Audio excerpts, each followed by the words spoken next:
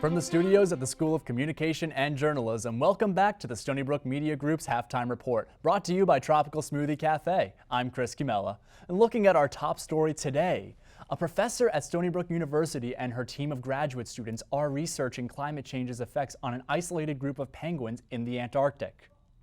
Heather Lynch, a professor of ecology and evolution at Stony Brook University, led an expedition discovering the effects that climate change has on penguin colonies in the Antarctic. So we just finished a really exciting expedition with Greenpeace, and what we were looking for were the spread of Gentoo penguins into the Weddell Sea. And the Weddell Sea is cold and icy, and too cold and icy for Gentoo penguins. Except what we find is that under climate change, Gentoo penguins are moving into this area. And one of the goals of our project was to track their migration into areas that before now were too cold for them to survive. The Antarctic Peninsula is one of the fastest warming regions on Earth, heating up almost 3 degrees Celsius over the past 50 years. And I'm very lucky to have the graduate students that I have that I can send to the most remote parts of the planet and know that they will do this work correctly and safely and with a real spirit of adventure, which we needed this year above all. The melting of the glaciers aren't the only threat to the penguins in the area. More species moving in due to the changing climate have reduced the food supply of the Gentoo penguin.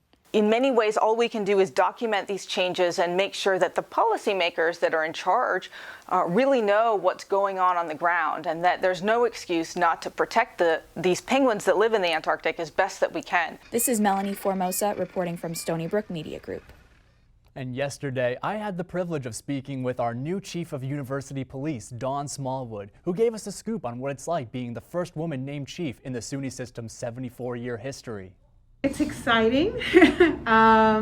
It can be a little bit overwhelming, but I'm excited and I'm embracing the opportunity to see our community relations team expand. I've had the opportunity now to visit a couple of our Citizens Academy classes, and I think that community relations is kind of the cornerstone to successful policing. Know that what you see is what you get.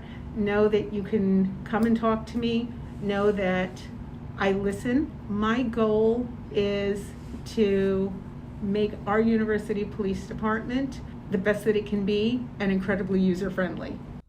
Our MVPs of the week are the Stony Brook Police Department and the Department of Environmental Conservation, who together saved the life of a deer after it crashed through a classroom window in Harriman Hall last Tuesday. Students inside the classroom managed to make a swift exit and nobody was injured. The 45-minute rescue mission was a success. Thank you for keeping us and the deer safe. And that's our time today in the studio. We'll get you back out to Island Federal Arena for the second half right after this.